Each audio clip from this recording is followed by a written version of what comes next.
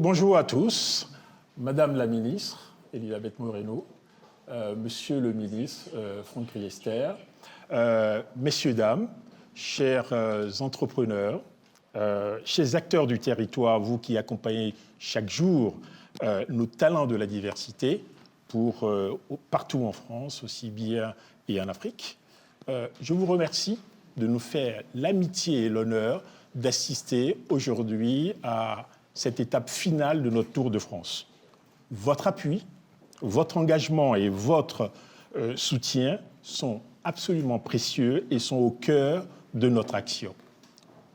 Notre cœur à nous, que nous dit-il, que les entrepreneurs de la diaspora doivent être résolument placés aux avant-gardes de la relation entre l'Afrique et la France. Cette conviction, vous le savez, est celle du président Emmanuel Macron. Il a annoncé lors de son discours fondateur de Ouagadougou et il nous a mandatés pour faire des propositions concrètes dans les domaines qui intéressent les diasporas et la société civile. L'entrepreneuriat, l'innovation, la mémoire ou encore la diversité. La séquence que nous débutons aujourd'hui est tournée vers l'action. Elle vise à vous présenter les solutions concrètes pour accélérer l'entrepreneuriat des diasporas et plus largement les mobilités entre l'Afrique et la France. Ces solutions, il y en a 7, sont le fruit d'un long travail d'écoute et de rencontre, mais aussi de diagnostic, d'expertise et de propositions.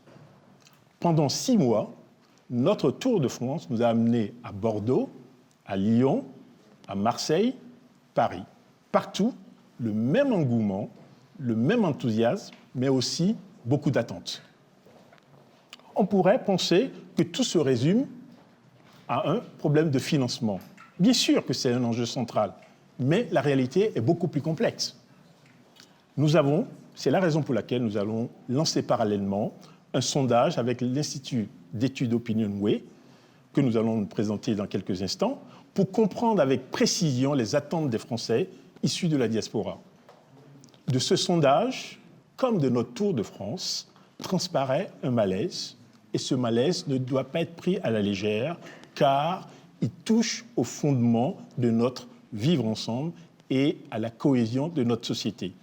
Je vais juste m'illustrer par quelques chiffres. 7 répondants sur 10 considèrent que l'intégration des Français d'origine étrangère fonctionne mal dans la société française.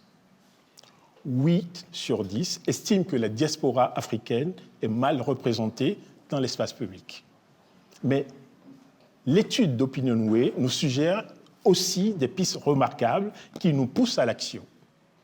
La majorité des répondants considèrent l'Afrique comme une opportunité pour les diasporas et se disent prêts à s'engager dans un projet en lien avec le continent.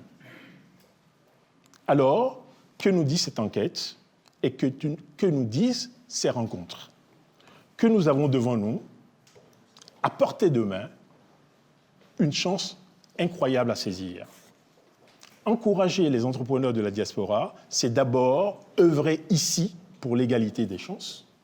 C'est également permettre à ceux qui sont ici de réussir ici et là-bas, de créer du lien, de construire du commun et de construire pour l'avenir.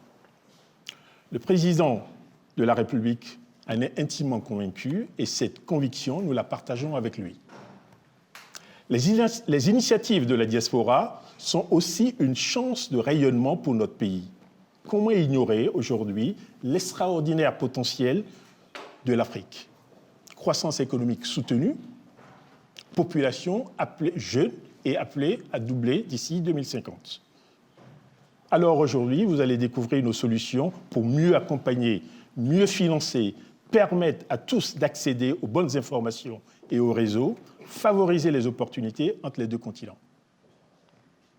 Mais il y aura encore du travail. Je veux parler de la représentation des rôles modèles dans notre société pour les jeunes issus de la diaspora. Les exemples de réussite sont nombreux, partout en France, dans tous les domaines. Et ces entrepreneurs de la diversité que nous accompagnons aujourd'hui peuvent être une source puissante d'inspiration pour nos jeunes, leur montrer que c'est possible. Ces exemples de réussite, on en a également besoin pour changer les regards, pour casser les stéréotypes.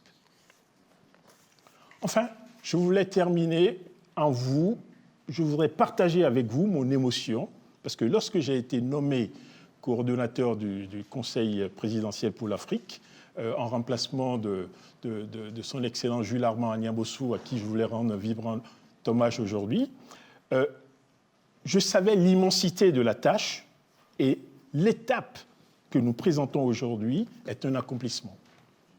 C'est l'accomplissement des acteurs de terrain qui nous ont partagé leur vision, des jeunes et des entrepreneurs qui nous ont transmis leurs attentes et de tous nos partenaires, je veux citer BPI France, l'AFD, Business France et Expertise France, qui nous ont aidés à concrétiser ces idées innovantes. Mesdames et messieurs, chers amis, et toutes les organisations de chaque ville du Tour de France, ainsi que les milliers d'internautes qui nous ont suivis depuis septembre, merci infiniment de votre engagement ensemble pour une communauté de destin entre les deux continents. Je vous remercie.